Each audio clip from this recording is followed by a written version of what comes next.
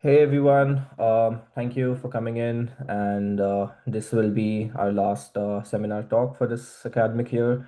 For today's talk, we have Philippe. So Philippe is a research scientist at Microsoft Research, and he's based out of New York. He works on a bunch of things, but like largely on the intersection of NLP and HCI, and he's passionate about building the future of reading and writing interfaces. Possibly with LLMs. So we'll get to hear more about what he has to talk about today, and I'll hand it over to Philip. Yeah, Thank you for coming thanks. in. Yeah, yeah. Thanks, Sanmik. Perfect.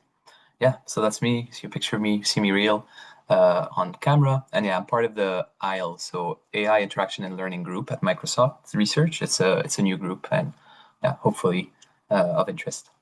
So okay, let's jump right in. So my first slide is a fun slide, which I call my research garden. So this is, if you go to my website, you'll find this visualization, which talks a little bit about my work at a high level. And you can see that basically that I work mostly on reading and writing, and that really, reading text and writing text involves like mostly NLP and then some HCI, the interfaces bit of it. And yeah, recently I started working on interaction, and because I have a bit of a recency bias, today in today's talk we're going to talk about my latest work with collaborators called Lost in Conversation, and then we'll talk a whole lot about writing and creative writing because I feel like UCLA does some of the best work around creativity. So I wanted to talk about this, and so hopefully it's of interest to you guys. I'm happy like afterwards to talk about the other trees on here, but for the interest of time, that's the selection. All right, so I'll jump right in. So there's going to be these two parts, and yeah, feel free to ask questions in the middle. But at the same time, if you wait till the end of part one, then it's a good breaking point for questions for part one. So do it however you want. So yeah, let me jump right in. This is a project called LLMs Get Lost in Multi-Turn Conversation. It's in collaboration with Hiroaki at Salesforce, who's an ex-colleague, great researcher, and Jen, my manager at Microsoft. Okay, so I'll kind of walk you through back how we got started on this project because I think it's pretty telling of like where it got. And this is like, imagine like this is around September of last year. Hiroaki and I were friends from grad school, and we've been at Salesforce for 3 years together. We haven't started working together yet. And so we're kind of like sitting down and we're brainstorming ideas for what we could work on. And Hiro, what you need to know is he's a PL expert. So he's trained some of the best like programming language models like CodeGen and things like this. And we're talking about, everybody's favorite topic, benchmarking, and how benchmarks are broken, right? And hopefully that sounds familiar. And so, Hiro was kind of telling me that PL benchmarks are particularly broken, and they're saturated. And like for instance, at the time, human eval was one of the big like high standards, which is like this benchmark built by OpenAI, and like that all the LLMs would get like 90 plus performance on human eval. And that doesn't mean the models are good; it just means the benchmarks are saturated. So we need harder benchmarks. I know me as like kind of this like noob in PL, I was like, why don't you show me human eval? Like, let's see what these samples look like and why they're so hard or not so hard. I mean, okay. So if you have never looked at a human eval sample, here's your chance. So this is the third sample in like roughly 90 samples of human eval. So it's actually quite a small data set. And it looks something like this. So, write the following Python function, and then you're given like from typing import list, and then you're given a function description. So def below 0, operations, you get a list of ints, and then you need to return a Boolean, and then a little kind of comment description. So, it's like a doc string, basically. So you're given a list of deposits and withdrawal operations on a bank account that starts with balance 0. Your task is to detect if at any point the balance of account falls below 0, and at that point, the function should return true. Otherwise, it should return false. And then you have these two examples of like input outputs for that function. Okay. And if you're Hiro, if you put your AI hat on, you look at this and you're like, oh, this task is too simple, right? Like this is not really what we do, like, for coding, like software engineers or researchers. Like real coding tasks are much more complex, right? And if you put your HCI hat on for a second, you think, wait, but like, does anybody actually write prompts this way, right? Like, is this really how people are going out there and writing doc strings to ChatGPT? Probably not, right? And so for the sake of like this like conversation, what we ended up doing is we were like, okay, what if somebody wanted this function? What, like trying to reverse engineer the process, what is it that they would plug into ChatGPT? And we kind of thought like, okay, well, humans are kind of lazy. They're not going to fully specify everything ahead of time unless it's needed, right? So we came up with this concept of the sharded instruction. And the sharded instruction is essentially the same instruction as on the left, but it's been split into multiple smaller pieces. So in this case, there's 6 shards. And basically the idea is instead of revealing everything in turn 1, you're going to reveal only one shard at a time and kind of observe what the assistant is able to do before you put in more effort and reveal more information. So you could imagine here, like the first shard might be something like, hey, write a Python function called below 0 that finds out if account balance are ever negative, right? And then you would let the model do what it does, right? And then you'd be like, oh, by the way, like the input's a list of ints that represent transaction amounts. Okay, that's like, shard number 2. And then you're like, oh, by the way, you can assume that the initial balance is 0, right? Shard number 3, etc. So you kind of get the concept. The purpose, the sharded instruction should reveal exactly the same information as the fully specified instruction that's on the left, but just like split into multiple pieces. All right. So we first started with PL tasks, but then we were like, okay, like maybe we can apply the same concept to other tasks. So over like the project, we kind of like took other tasks. We tried to take both PL, so programming language, and natural language generation tasks, and we sort of like, sharded them in a like semi-automatic process.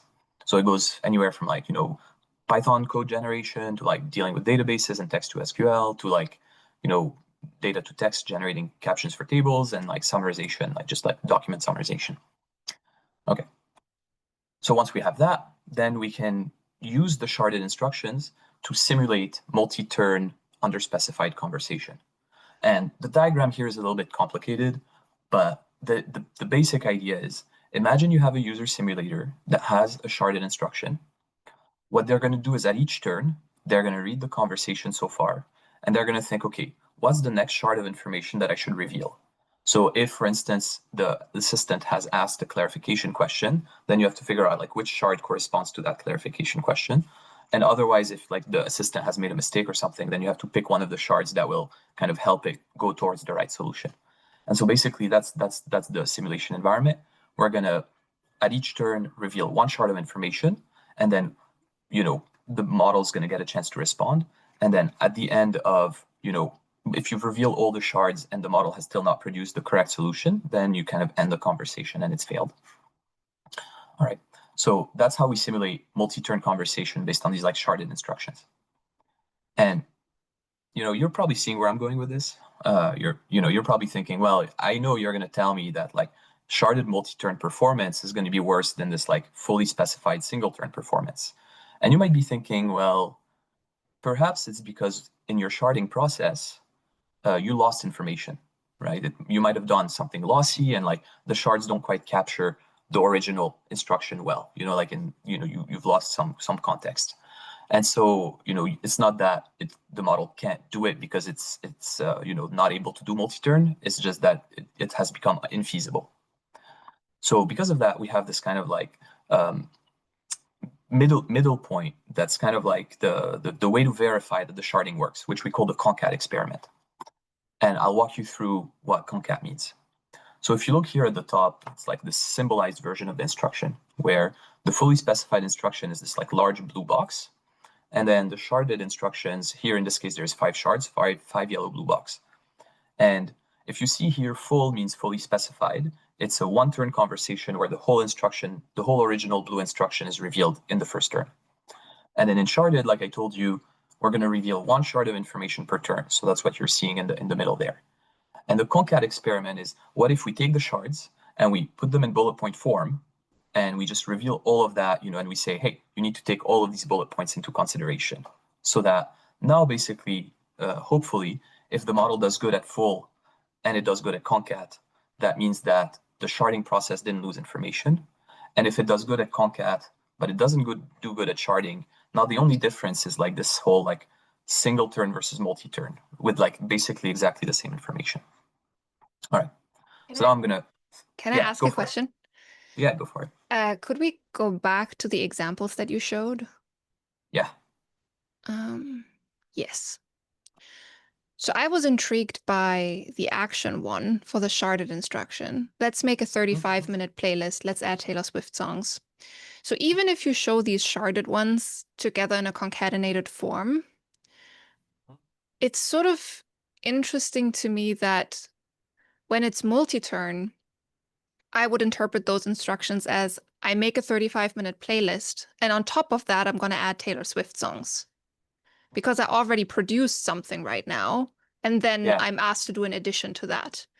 When you even show these sharded as a concatenated version, I could still think that I'm now supposed to produce a 35-minute playlist with these types of properties. So I still feel that there's a difference between the sharded and the concatenated sharded version. And I was just wondering, am I missing something, or do you have a way of accounting for this?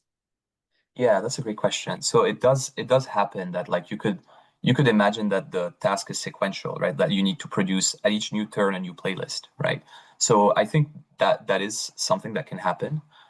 What we did do is when we generate the shards, we have an automatic verification pipeline that verifies that if you shuffle the shards or if you like just feed the shards concatenated, that the performance doesn't drop.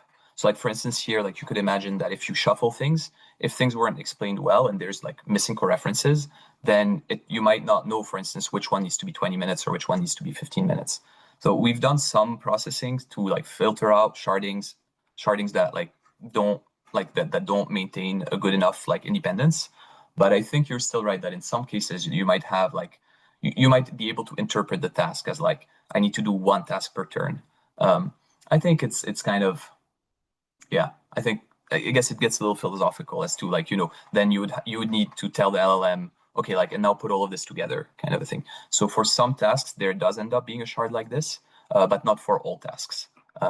I guess my question is when I'm thinking about this example is instead of let's add Taylor Swift songs, I guess the sharding intuitively for me would be, can you exchange some songs that you just included for Taylor Swift songs? Like it's a correction instruction when it's a full message and not an addition. Or like make sure Taylor Swift is included, and then like, make sure there's at least 20 minutes of Taylor Swift. I think you're right. Perhaps here, like, of course, like these are like simplified for the figure, so I don't know exactly how it looks in the paper and like or like the actual samples, but I think you're right that the phrasing can be ambiguous. We did observe like what you're saying does happen. Sometimes the LLM thinks it's a new task at each turn.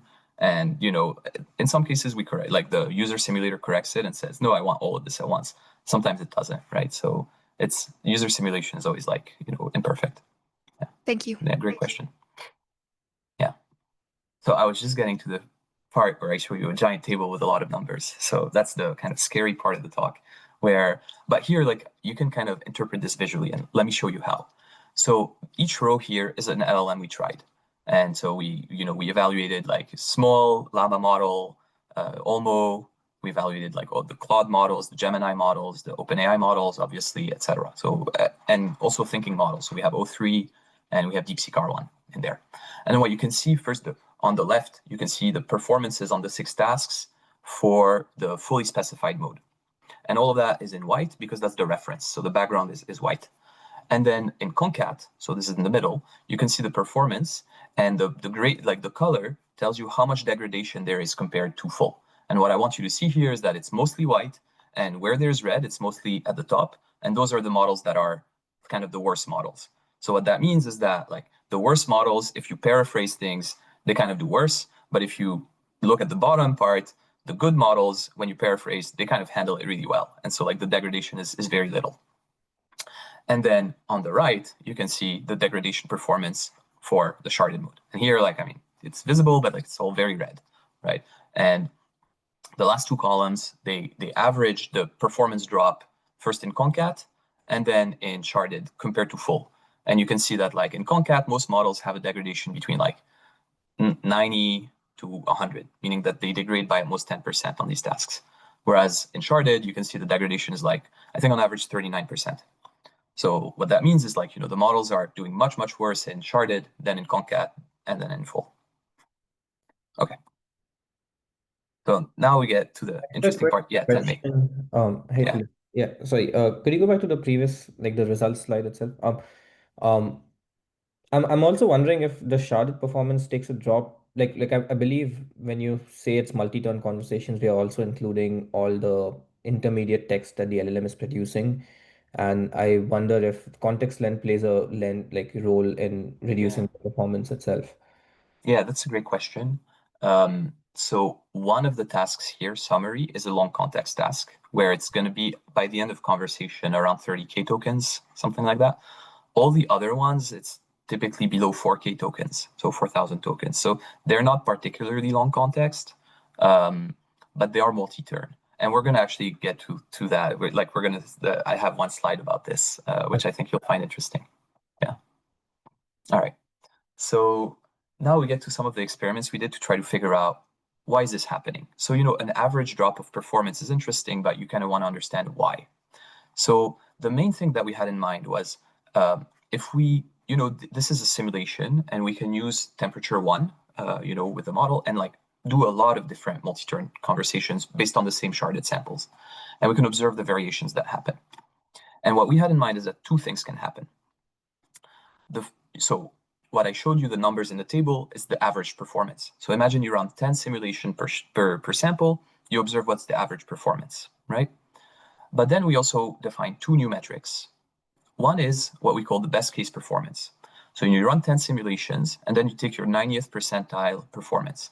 And that tells you essentially, in the best case simulations, in my top 10% of simulations, what kind of performance can I achieve?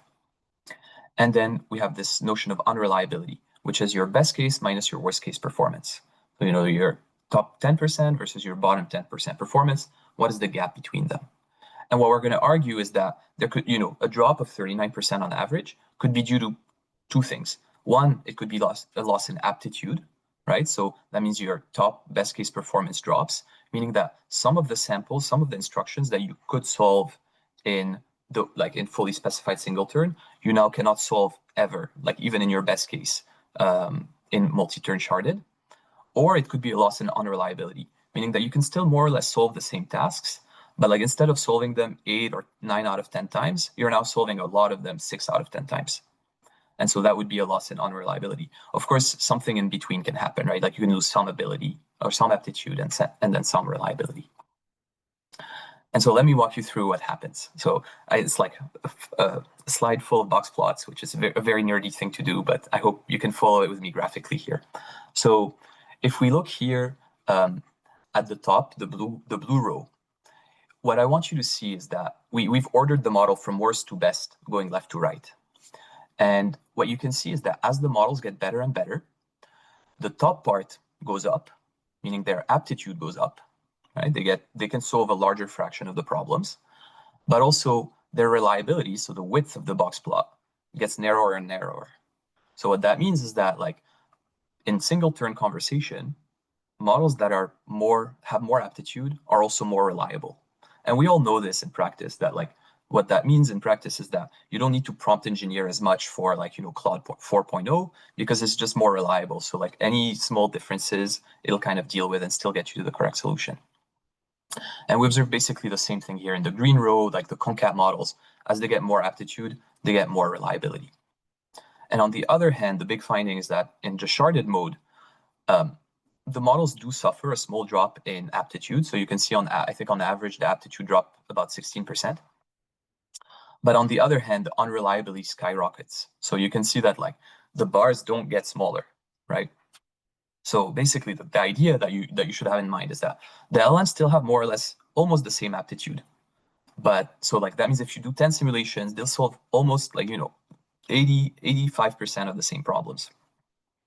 But if they take a wrong turn in the conversation, then they get lost and they don't recover. So that's the unreliability issue, right? That there's more turns, so there's more likelihood for them to get lost, and then it creates a lot of unreliability. All right, so hopefully that makes sense.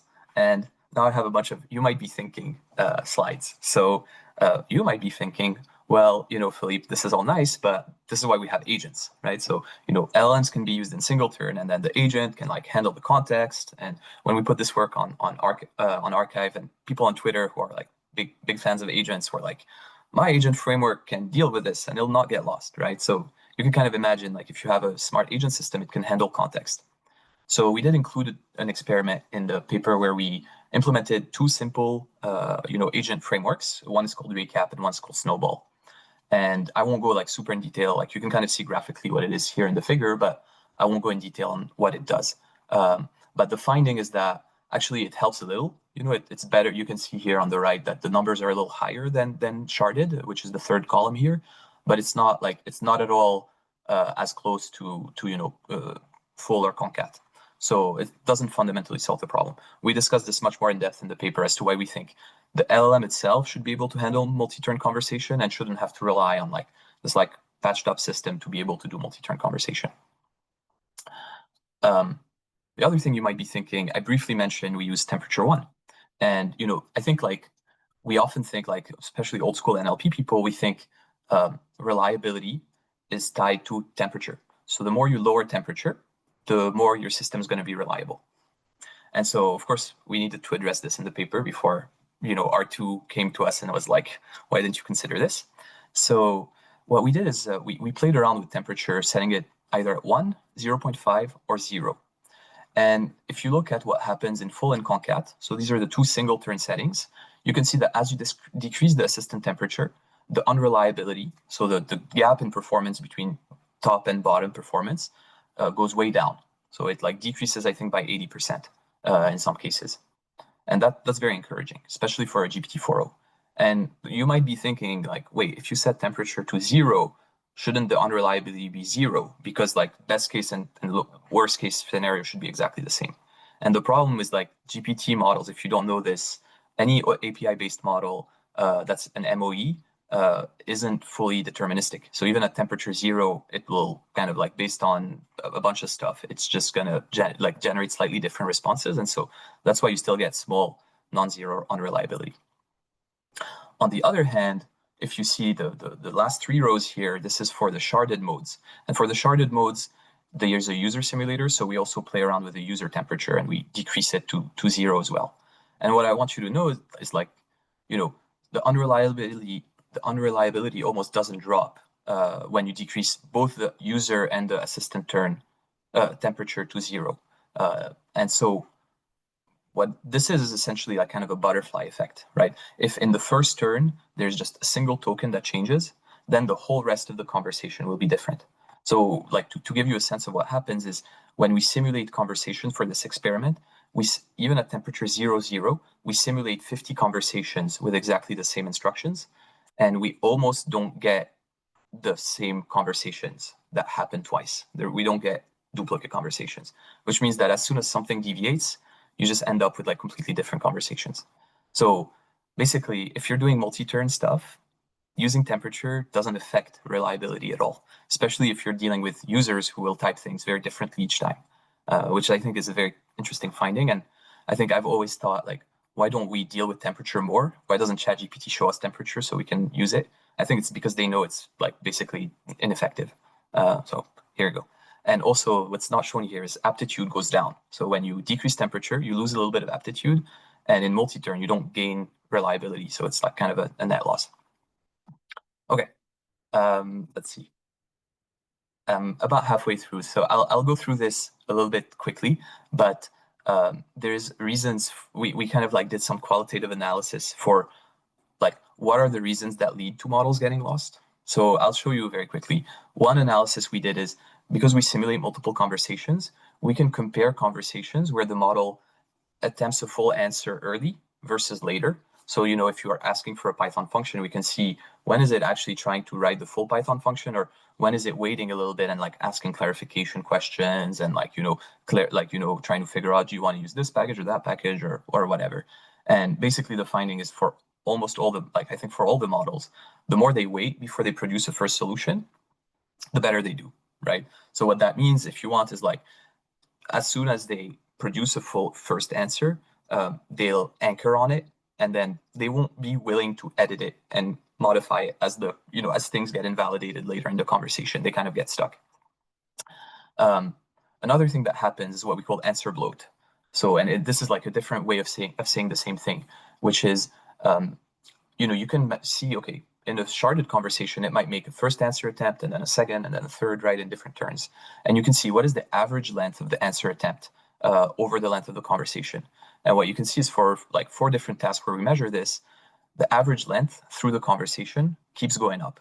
And what that means is that, like your answer gets longer and longer. And you end up, even when you're correct, with an answer that's bloated. So basically the model decides, I'm going to use a for loop. And then, after a while, it would have been actually, with more information, it would have been much more natural to use a while loop. But still, because it's stuck with the for loop, it's going to try to make it work with for loops, and then it's like you end up with like a more complicated solution than you should have. I think if any of you use Cursor, you've probably seen this, that like if it proposes a solution and then you kind of ask it to edit it, it's going to keep some functions, it's going to keep some stuff that it doesn't need, just because it's not like really kind of trying to like, negate or like, invalidate some of the things that it's suggested before. Okay. The third one is related to what you were asking, Tanmay. So we find that like for a specific task, we can measure, okay, what turns of the conversation is it paying attention to? And we find that it's much more likely to pay attention to information in the last turn and in the first turn and kind of get lost. Like the turns in the middle get lost. So even if it's short context, even if you have just 2,000 tokens, it's paying attention to the first turn, the last turn more, and then not the turns in the middle. So yeah, it's very related to this like lost in the middle in long form. Yeah.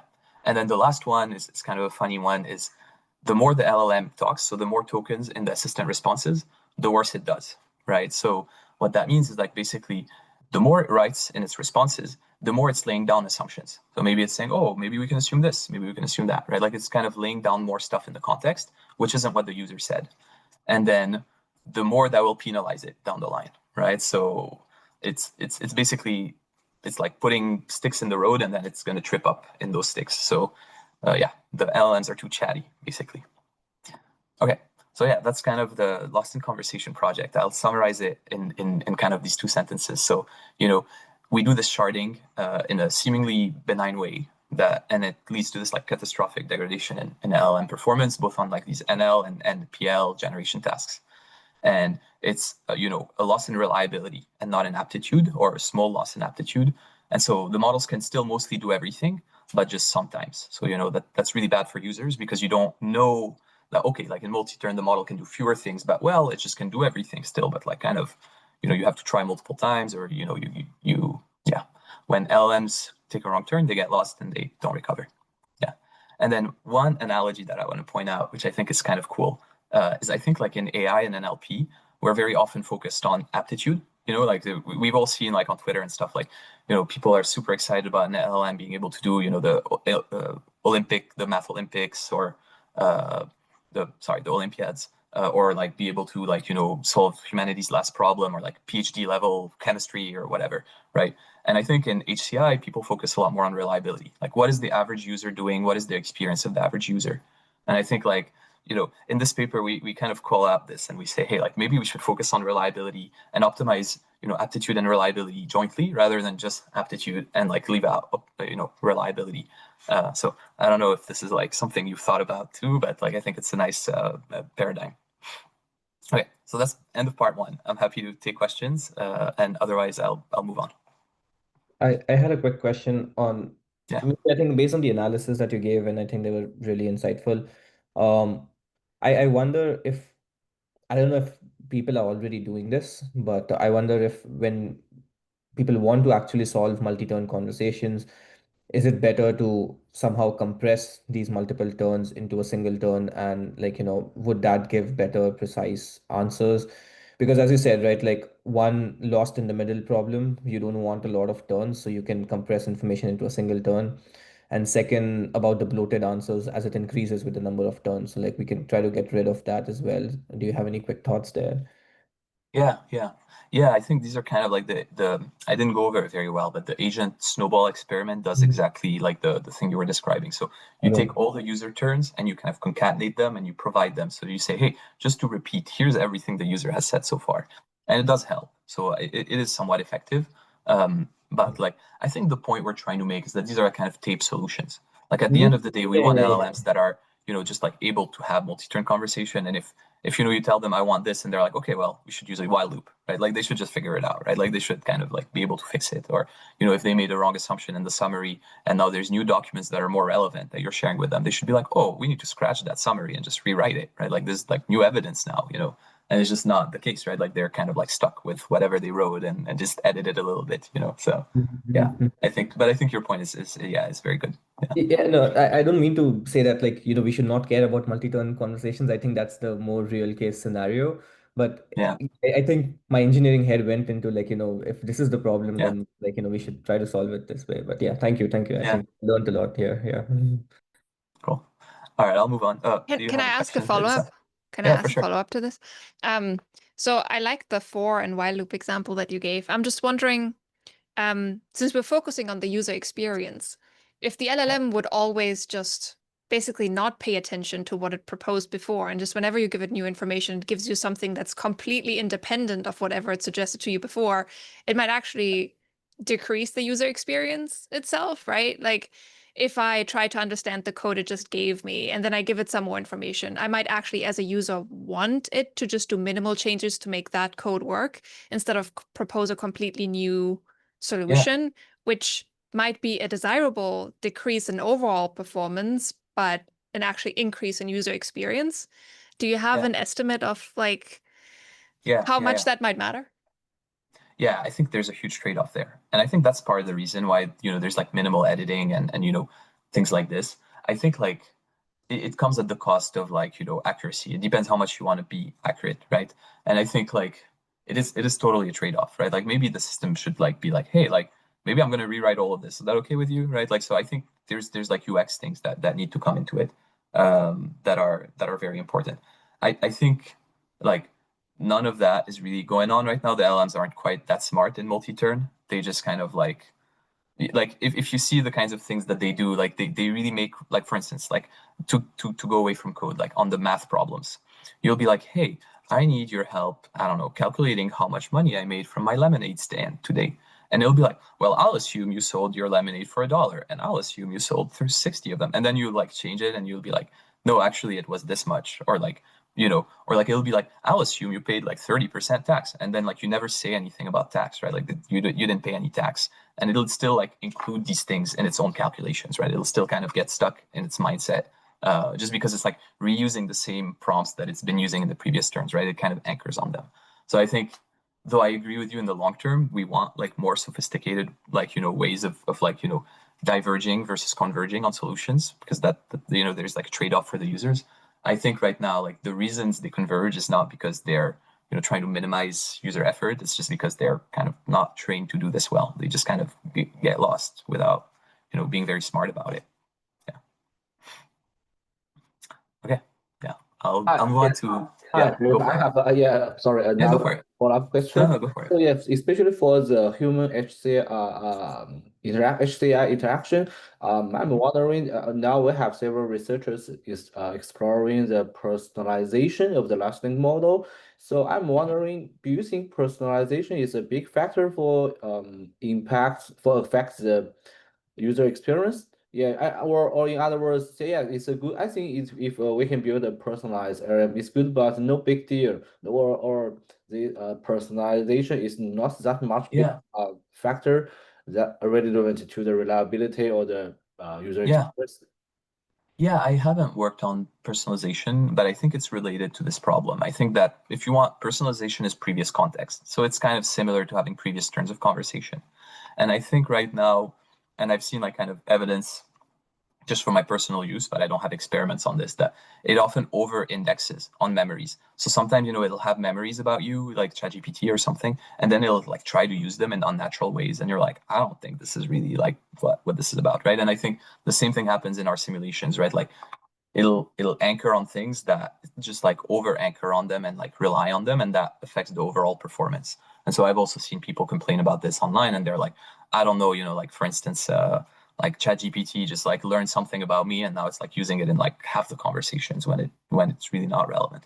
So I think like I agree, like personalization is going to matter a lot, but it needs to be done in a way that is like used right, like and in an appropriate and like well done way. And I think that's a big balance, right? I think that's also yeah. And Yeah, so yeah. another clarification. So do you think personalization is equally to the long-term memory? Because from the user side, we know that the ChatGPT, they released a new feature that can recall the long conversation history ago, and he can return some new, he can recall back some information which appears in our previous conversations. Yeah. So I'm wondering, do you think personalization is, if we want to build a personalization, we should definitely focus more on how to build network that can augmented with a long-term memory? Yeah, I don't know. I don't know. I feel like that's the very engineering version of it, right? Like they're like, okay, we can just like throw everything into it, right? Like long-term memory. I feel like it's, I don't know. I don't know that that's how, I don't want to say that's how we do it, you know? I feel like there needs to be some kind of salience, right? But I haven't worked on this problem that much, so I don't know that I'll give you an answer that'll be actually correct. So I'd rather not like say too much.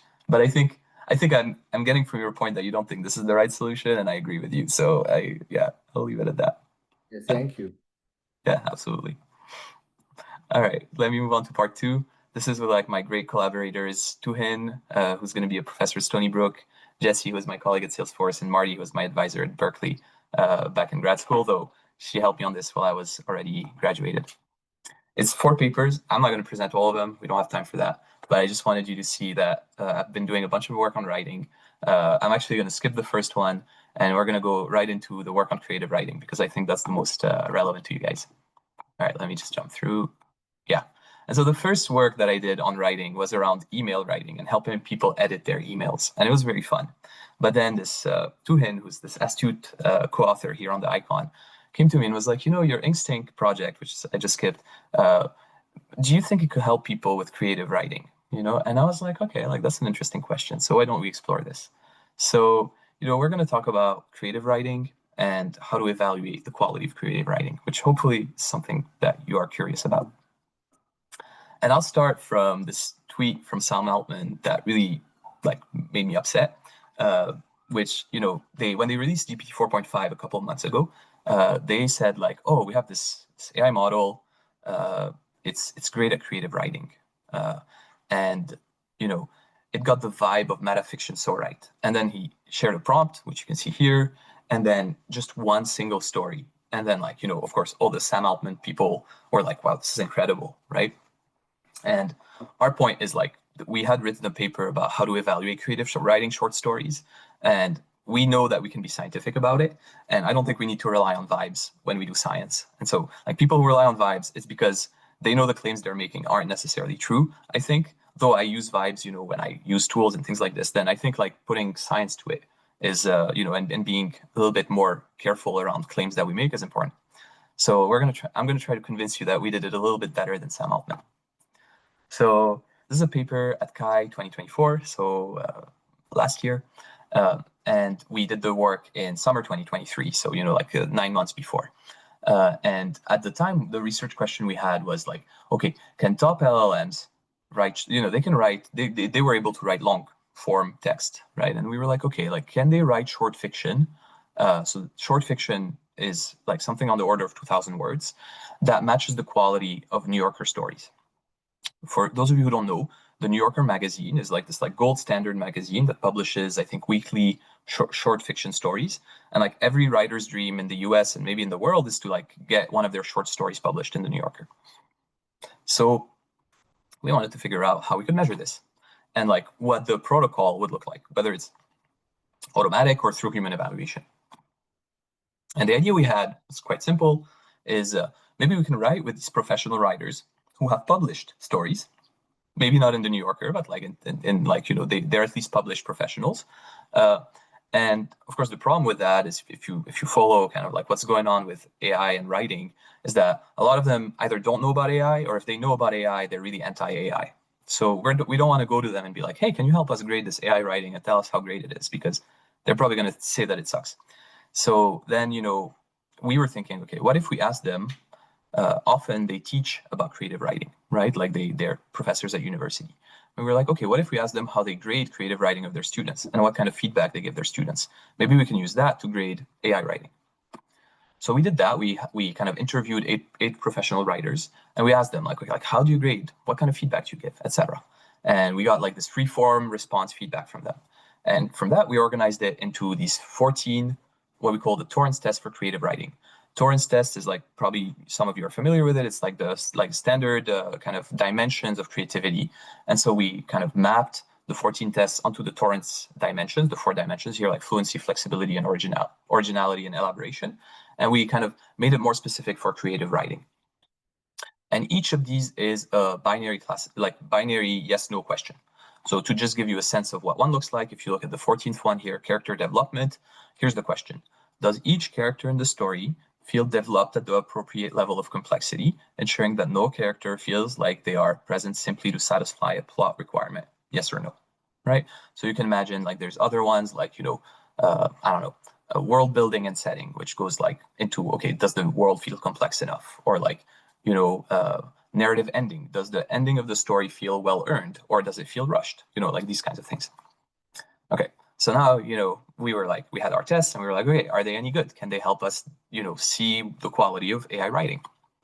So here's what we did to have this like kind of good experiment setting that would like be apples to apples. We took real New Yorker stories. We actually took 14 of them. And then we summarized them into a single summary 1-sentence plot. And then we asked the top 3 LLMs that were out back then. So this was GPT 3.5, GPT 4, and Claude 1.3 to write an equivalent story on the same plot of the same length. So if the original was, 2,000 words, then we would get 4 2,000-word stories around the same plot. And then we shuffled them, right? So we have like little clusters of 4 stories around the same plot. And then we hired a bunch of experts. So different experts than the first ones that we interviewed, but people with experience in professional writers, basically. And we asked them, okay, read these 4 stories, and for each of them, say which test they pass and which test they don't pass, and also give us rationale. So explain why you think, a test is passed or not passed. And then from that, we can just aggregate the scores and be like, okay, how many tests does each story pass? And so, without further ado, let me show you kind of what the average results were. So if you look all the way on the right here, the New Yorker stories tended to pass on average about 11.8 out of the 14 tests, meaning, they're not perfect. They don't pass all the tests, but on average, they do really good, right? You can see all the way on the left, GPT 3.5 Turbo was sort of like a bit of a nightmare, right? Like it passed on average 1.2 tests out of 14. And then GPT 4 and Claude 1.3, somewhere in between, they would pass like 3 to 4 tests on average. So, moral of the story is that the models were very far off from being able to write good fiction, at least according to this. And the kind of cool insight was the experts didn't necessarily agree for a given story which tests were passed and which tests weren't passed. So that we had moderate agreement on. But if you aggregated it into the number of tests passed, then they had strong agreement. So basically, creativity evaluation is very hard, right? So they might not agree exactly on, this one passes this test and this one doesn't pass this test, but they will agree on average on the average score. And so the TTCWs should be kind of interpreted as a group and not individually. Okay. And then this is an NLP crowd. So if I don't tell you we tried LLM as a judge, you'll be upset at me. So, we collected a total of 2,000 of these annotations. Here's a story, here's a TTCW question, and we have a label yes or no with 3 expert annotations. And so then we can kind of see, okay, what if we prompt LLMs? Can they do this task? And, it's binary classification. We balanced it out, or we measured balanced accuracy. And you can see here on the right, most of the LLMs really struggle with this. Actually, since then, some of the LLMs are better at this, somewhere in the 70%. So LLMs have gone better at judging writing quality. And yeah, the weird finding is that, LLMs tend to be too nice, right? So if you ask an LLM, if a story has a good ending, it almost says yes all the time. And that's not what an expert writer would do, right? So that's the tricky bit with this kind of writing judgment. Okay. So from there, let me kind of jump into the second paper real quick. So this is a paper at Kai the next year, which is, basically what happened is we were like, okay, the results from Art or Artifice were quite negative. We showed AI can't write and we showed AI can't judge the writing. So it was kind of like a sad story. So we were like, okay, what if we want to practically improve AI writing? What would that take? So let me walk you through the idea that we had. So we went back to our professional writers And we realized, okay, one thing that they often do is they do copy editing. What copy editing means is they get somebody else's writing from a magazine or something, and then they edit it, right? And they try to improve the writing. So this is a job that they often do. Besides their own writing, they will edit journals, they will edit somebody else's book, they will edit many kinds of things. So they're very familiar with copy editing. So we were like, what if we give them AI writing to copy edit? What will they do? So the first thing we did is we did a pilot study. We hired them to do copy editing, and we observed what kinds of edits are they making. And basically, we came up with this like the 8 idiosyncrasies that they mostly edit. So they remove cliches, they remove unnecessary redundant exposition, they find poor sentence structures and they modify the structure. They find awkward word choices like delve and like the ChatGPT words, and they remove them, right? So these kinds of things. So we first called out these AI idiosyncrasies. To show you one kind of edit, so we actually scaled this up, and we then hired, I think, 25 experts to edit a bunch of AI text, and we collected a total of 8,000 edits. And this is one of them. So for instance, the I think this is Llama 3.17 EB had written, the realization that she was alone here, truly alone, settled over her like a heavy blanket. And the writer, the professional writer, took that and said, this is cliche. And then they replaced it by, this time, though she was alone, her mother would never come back. She's like shorter and like less, kind of less dragging it out. And then, yeah, I won't go over this, it's okay, but we collected a whole lot of these edits, and based on writing from Llama, from Claude 3.5 Sonnet, and GPT-4o. And the first thing that I want you, I'll just kind of skip through this a little bit, but the first thing that I want you to know is that because we did this analysis kind of at large scale, we can observe what is the distribution of idiosyncrasies in each of these models. And we came in thinking that all these models have very different styles. So we thought, oh, maybe GPT will be a lot more cliche and Claude will be a lot more like, say, lacking specificity and detail, and like Llama will have, I don't know, too much unnecessary redundant exposition. But that's not at all the case. If you look at these plots, they have almost the same distribution of kinds of idiosyncrasies. And this is like, with 25 experts and like on like hundreds of paragraphs of text. So, and of course, the people then know which model wrote what, right? The annotators. So it's kind of blind to them, which shows that like, these LLMs, either they've cheated off of each other and learned, like the data sets have leaked, but they have or because they're trained on the internet, they have very, very similar styles of writing.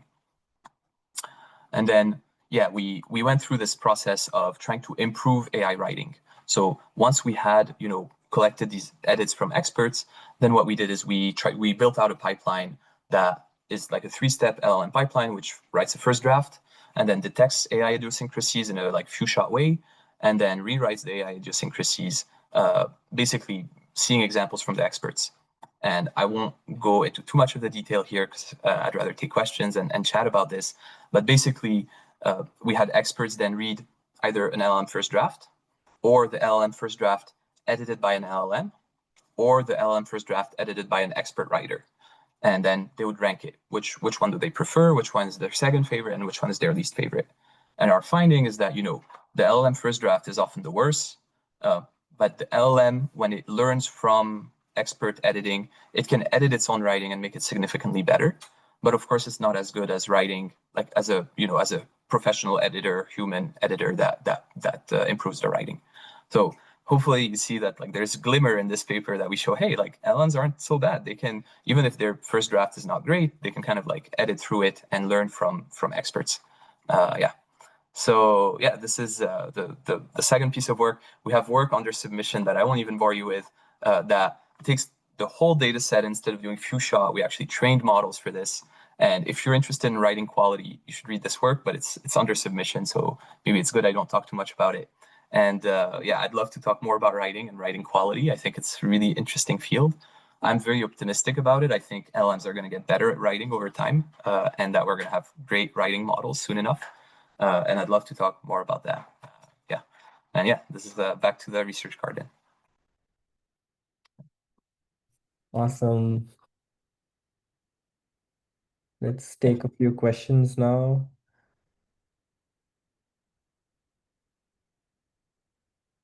Okay, I do have a couple of questions. Maybe I can start till people are. Yeah, sounds good. Two quick clarification questions rather, in terms of the experimentation. I think in the last project that you were describing, you mentioned how all the different LLMs have similar profiles of the kind of edits that the writers were making for them. Maybe just as a quick baseline, do we know what's like the general distribution of edits on like a human written article, maybe by the writer itself? Like I wanted to understand. Yeah. Yeah. We didn't do that, but that's something a reviewer asked about. Yeah, I think we focused on AI idiosyncrasies, and I Mhm. feel like the edits they would make on human writing would not necessarily fit in the same distribution, right? I mean, cliche maybe, but like there's some of these things that are very AI specific. So I feel like if we wanted to do that, we might need to like have a superset of like here's all the kinds of edits that people do in copy editing. Um, yeah, I think like you can see here kind of the distribution. There's a lot of like the first three things at the bottom here is like awkward word choice and phrasing, poor sentence structure, and unnecessary redundant exposition. And I would say cliche as well is like these are the four top things that there's a lot of in AI writing that I think there's a lot less in human writing. I would believe so as well. Like I think like my point is like maybe have like an other kind of thing like which is not any of these, but um Yeah, yeah I yeah, it would be very wonder if nice. the people have a bias that like these are the things they will look out for first when they read an article, and like yeah, maybe I'm just completely wrong as well, but Yeah, yeah. yeah. No, I think you're right. I think like so to be honest, like some of our experts, they're not idiots. They Mhm. figured out they were editing AI writing, right? So some of Mhm. them would drop off halfway because they were like, "Oh, you want me to help improve AI? Like that's against my ethics. I don't want to do this, right?" Or so it definitely is the case that they figured out they were editing AI edits. Like I mean, maybe some of them didn't and didn't ask questions and didn't care, but definitely some of them did. And we had like close relationships with them. You know, when you work with expert annotators, it's not MTurk, right? Like you're really working with them and emailing them. And so I think like definitely they were geared in some way that maybe if we told them, no, this is definitely written by a human, they might, behave differently. Right. Like a lot of the times they did it like very heavy deletion, right? And maybe Mhm. if you were dealing with a human written text, you would be a little bit like easier. You'd be like, okay, like maybe they want to keep this and that's fine. Like it's not great writing, but I'll leave Mhm. it. There's like a social element that when you're editing AI writing, there's no social element. Like you could just like take it Mhm. wherever you want. Yeah, No, that makes sense. That makes sense. Yeah, thank you. I think that kind of clarifies this. yeah, The quick clarification I had was for the project before. I think when we were like the art or the artifice project. One of the things I was wondering is the way you create a one-line sentence summary, right, from the New Yorker yeah, article. And I don't know, I believe like is this like kind of a bottleneck for writing stories in the sense that if I just provide this one-line summary again to a professional writer, would they yeah, be able to write something as good as a New Yorker story itself? And how would like would it be completely fair to rate the AI written yeah. articles based off a single So summary? Yeah, sorry, go ahead. this is a great question because this is literally our last finding in our last paper. So we Okay. have this experiment where now we have this writing quality reward model that can assess writing quality. Okay, so imagine that you have this magical thing, you give it a piece of text and it rates it on a scale from 1 to 10.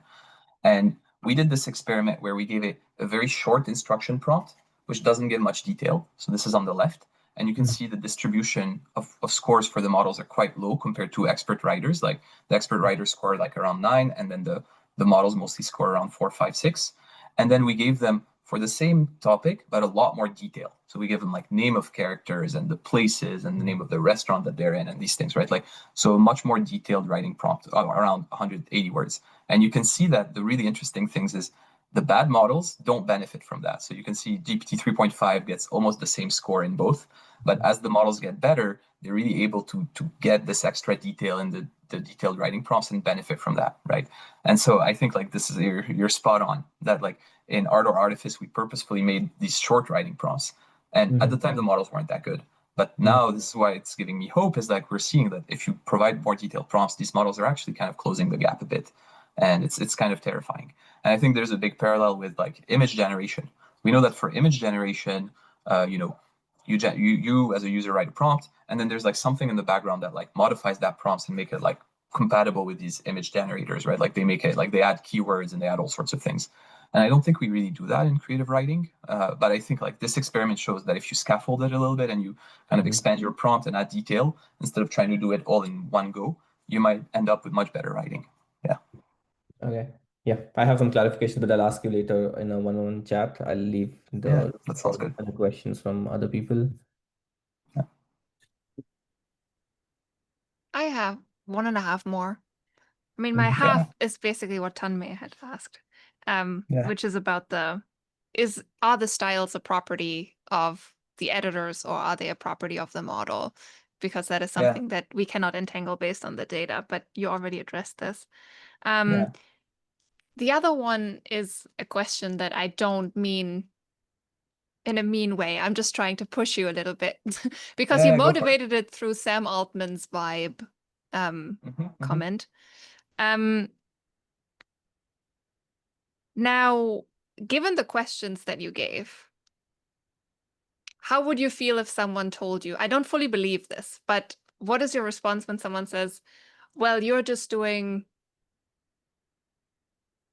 math on top of vibes now. Like all of these categories are vibes.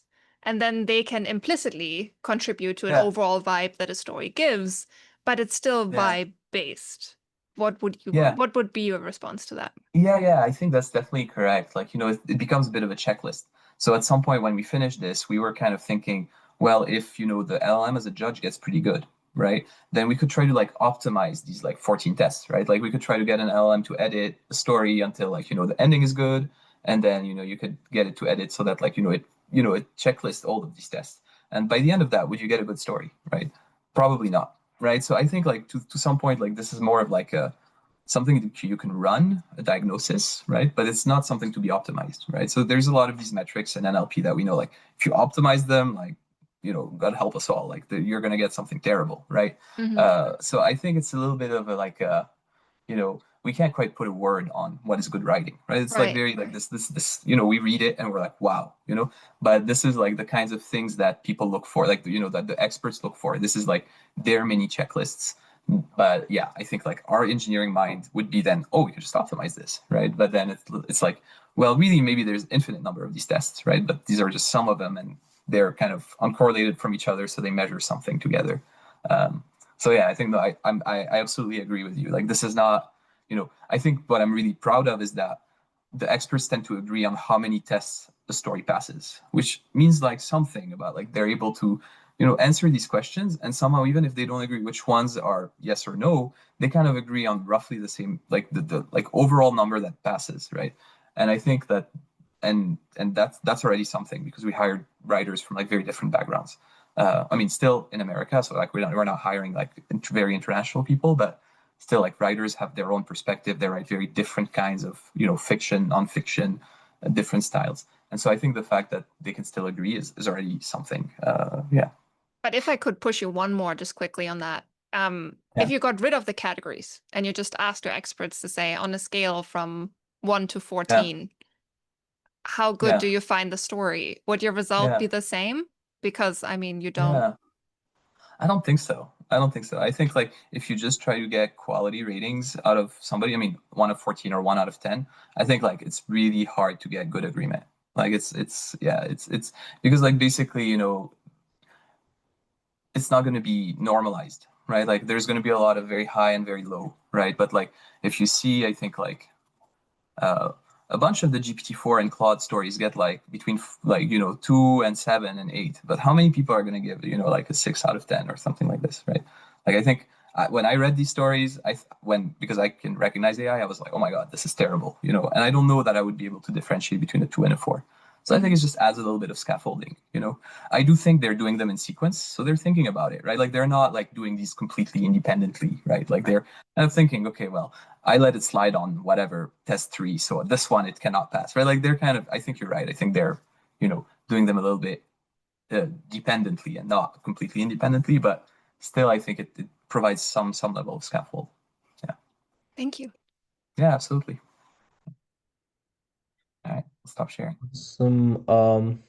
Yeah, I think in the interest of time, we can end the talk right now. So let's just thank Philippe again for absolutely amazing talk. Yeah. Thanks for having me. Sure, yeah. We'll have our one-on-one chats now. So we'll use the same Zoom link for the one-on-one chats. You can take a quick break if you want, and Yeah, we can start after that. And I yeah. think for all the students as well who are going to talk with Philip, like, please just join this at the time. I think we have three chats for now, so we should be done in approximately 90 minutes from now with the chats. Yeah, Yeah, that sounds good. Yeah, awesome. perfect. Cool. All right, thanks everybody for coming. It was a fun time. Yeah. So yeah, I think I'm the first Yeah. student person, So so I'm gonna be around and yeah, yeah. perfect. Yeah, I don't really need a break, so I mean, if you Okay. need a break, you're one as No, well. So I'm good. I'm good. Yeah. so yeah, Okay. happy to chat. Awesome. Yeah. No, but yeah, really great talk, and yeah, I guess I learned a lot Oh, of. maybe we can stop recording. Oh yeah, my bad. Yeah. Yeah.